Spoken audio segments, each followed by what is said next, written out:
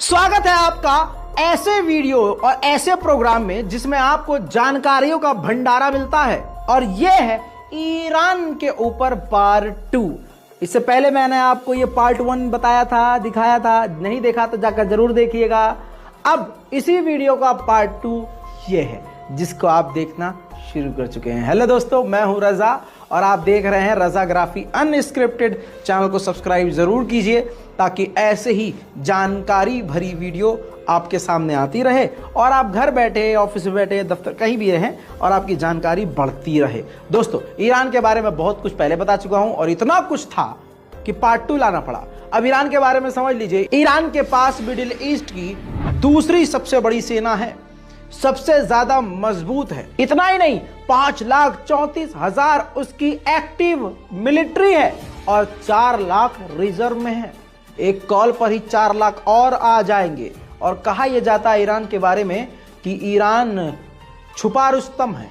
कहां कहां से कौन कौन हथियार लेके सेना में शामिल हो जाए नहीं पता। दूसरी बड़ी बात आपको बता दूं कि ईरान को रॉकेट का बादशाह कहा जाता है, मिसाइलों का बादशाह कहा जाता है। पूरी दुनिया में सबसे तेजी से और सबसे जल्दी और सबसे खतरनाक मिसाइल बनाने वाला ईरान बन चुका है। इस बात को अमेरिका, जर्मनी, फ्रांस, ब्रिटेन और इजराइल भी मानते हैं। ईरान की करेंसी रियाल है जिसका बहुत बुरा हाल है। वाह, ये तो राइम कर गया। अब सुनिए, ईरान की करेंसी इतनी कमजोर है कि भारत का 1 रुपया ईरान का 513 रियाल है। यानी भारत का 1 रुपया वहां का 500।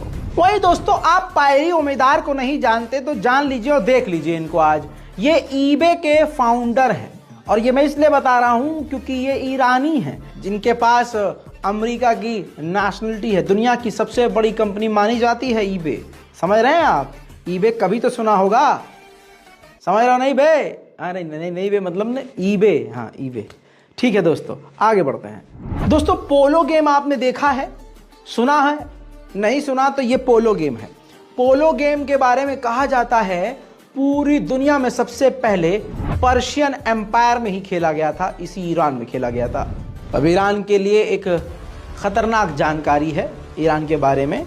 ईरान में भूकंप बहुत ज़्यादा आते हैं और ऐसे भूकंप आते हैं कि बस्तियां पूरी तरह से उजड़ जाती हैं। वहीं कभी आप ईरान कभी जाएं तो यह बात याद रखिएगा, ईरान में वीज़ा और मास्टर कार्ड नहीं चलता है।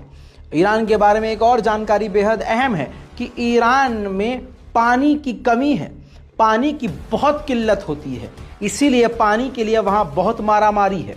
हालांकि